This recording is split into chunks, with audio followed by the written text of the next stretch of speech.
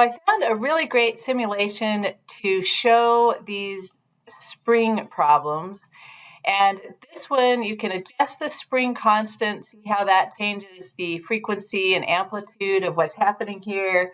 It shows you the equilibrium position, so that's going to be where acceleration, and you can turn on right here velocity and acceleration arrows. So if I slow this down and think this through, the green arrow is velocity. You can see it stops at the very top, and then max velocity in the middle, and then it stops at the very bottom. So 0, max, and 0. And arrow pointing down would be a negative velocity, and the arrow pointing up would be the positive velocity. So if you compare that to the graph, so the velocity is the orange curve, this is what the velocity would look like. So the velocity is max when the blue position is in the center, and this would be as it's starting going up, and now you can see the velocity going down.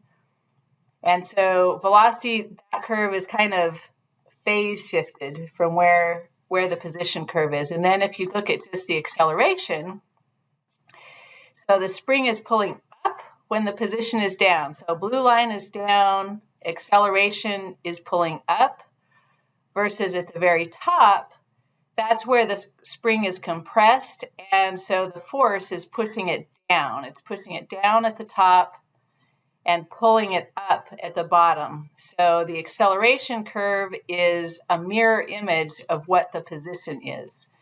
And you can turn both of these on to kind of think through. I can find the max velocity when acceleration is 0. I can find the max acceleration when velocity is 0, and think through physically what that means for that system. So anyways, play around with this. And this is actually quite a complex system.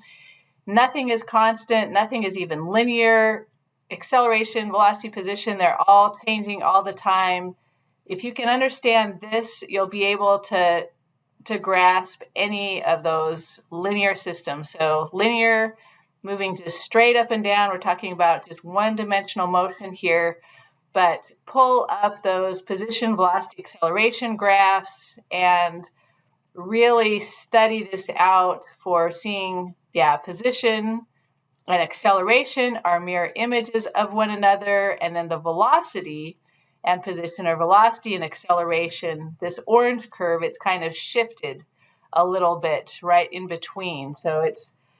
But hopefully this will help you really visualize how those quantities are physically related to one another. And I'll post this link in the video comments.